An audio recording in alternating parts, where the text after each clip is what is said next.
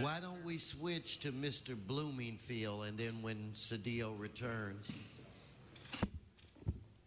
Okay. go right ahead. Thank you. I'm really excited about this proposal. President Kennedy said famously, a rising tide raises all boats. And that's what this is about. For too long, the wages have been too low.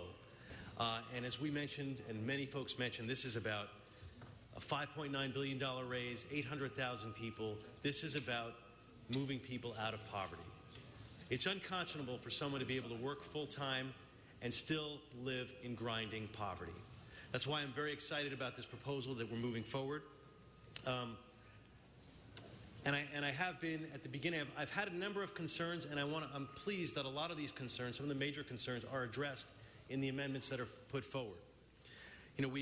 One concern is making sure that we're data-driven, that we're following what's going on. We had 3 different economic studies, and we spent a lot of time looking at the economies. And 3 different studies came up with 3 different ideas.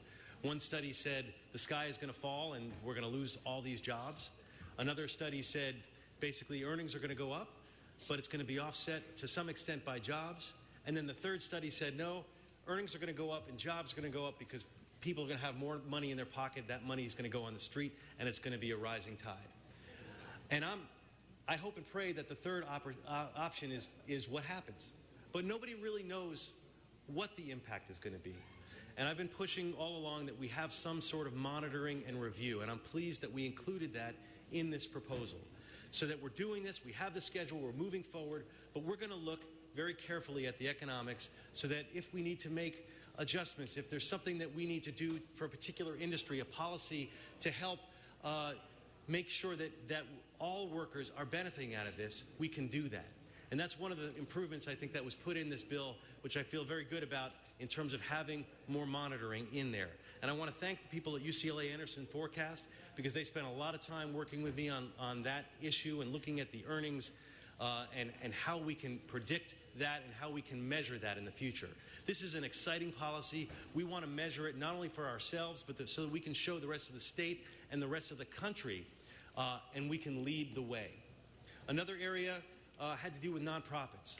A number of nonprofits came to me with concerns about they want to raise the wage, but they're concerned about the initial shock to them, and could they get a little bit more running room. Groups that, like Valley Village in my district, where they serve severely disabled people, and they were worried that if they didn't have enough time to go back to the state and the feds to get their reimbursement rates increased, they might have to cut off services of very, very vulnerable people. So we're able to create in this a slight phase-in, which is going to help some of those nonprofits. It's going to help some groups like the Boys and Girls Club that said if they don't have enough time to raise the money, they might have to cut off certain housing projects in the area. So that's very good. I'm also very pleased about that we have the wage theft piece of it. That is critical. We're going to move forward with this ambitious policy. We need to be there with strong wage theft protections. So I'm very pleased about that, about the changes that have been made. I want to thank Chairman Price. I want to thank Council President Wesson and really everybody who has been working to make some accommodations for some of these issues on the edge. But overall, we need to roll forward with raising the wage and lifting people out of poverty, which is what this is about. Thank you.